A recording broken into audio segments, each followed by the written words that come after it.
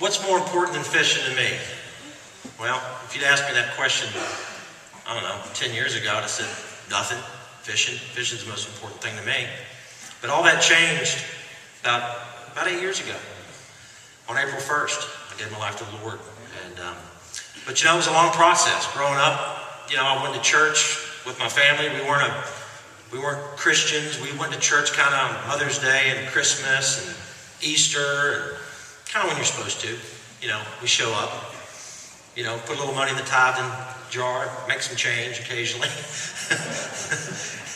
But I didn't know much about the Lord. I just grew up. I knew that there was a guy named Jesus. I knew there was a God. I knew there was a heaven and a hell, but I didn't really know much about him. I didn't have a personal relationship with him at all. Because I had my own plan. Growing up, I thought, hey, I'm probably in good shape by just going to church, 5 or 6 times a year. Hey, I'll just be a nice guy. I won't say any bad words. I'll open doors for people. I'll think good thoughts. I'll just be a nice person.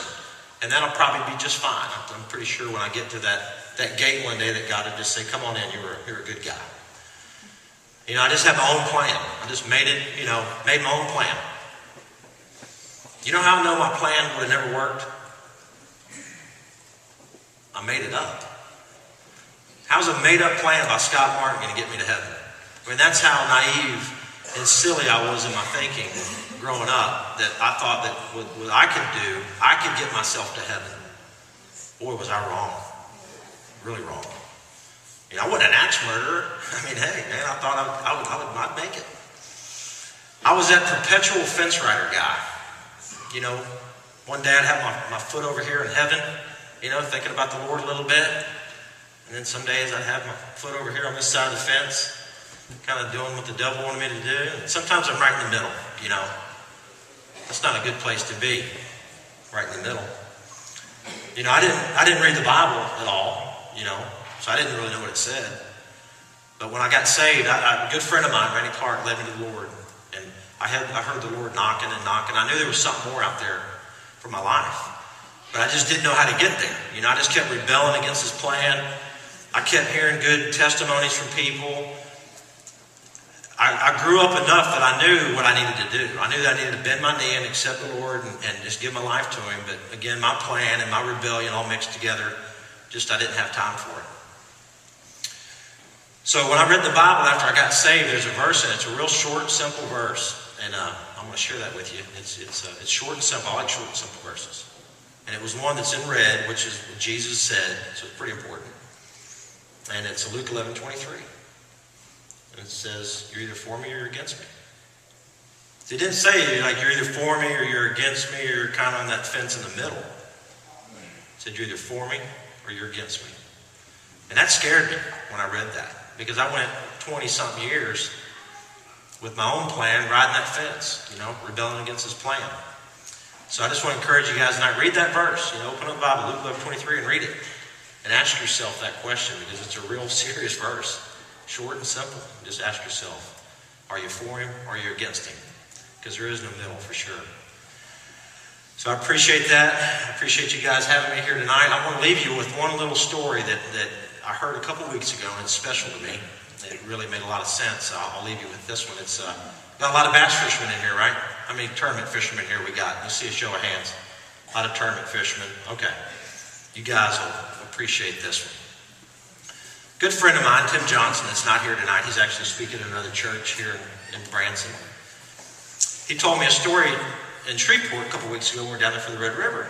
He says, I got a neat story to tell you. And I said, well, tell me about it. So he says, well, I'll tell you what. I was in a tournament in Georgia, little team tournament. It was a big year-end deal. It's a big team tournament, real important.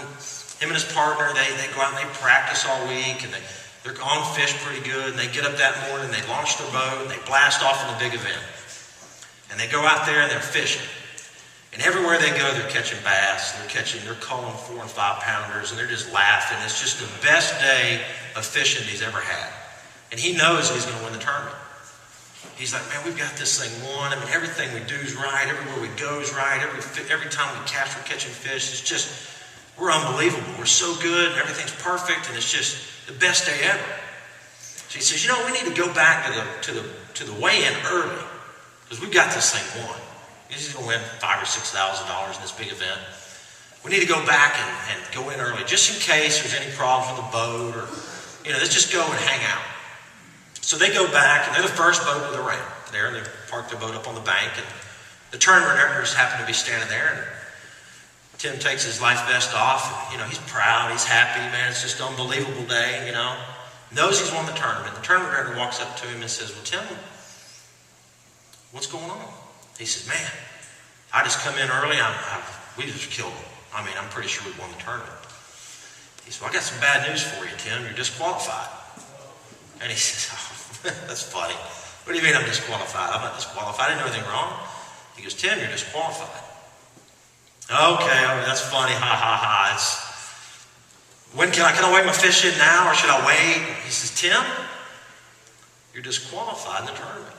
He says, well, he knows he's serious now. He says, well, why? Tim, you didn't go through boat check this morning.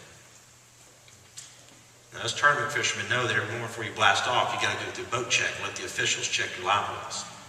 He was so anxious to get out there, so excited about what he had found, he just took off and went fishing. He says, Tim, you didn't go through boat check, so your fish don't count.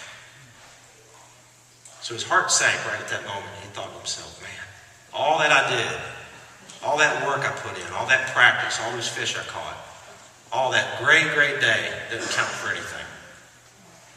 So what I get from that story is this. Ask yourself, have you gone through boat check? Because it doesn't matter how good your life is, it doesn't matter all the great things you do personally, all the wonderful things you do here. If you haven't gone through boat check, and that's Jesus Christ, it won't count for anything. Appreciate it.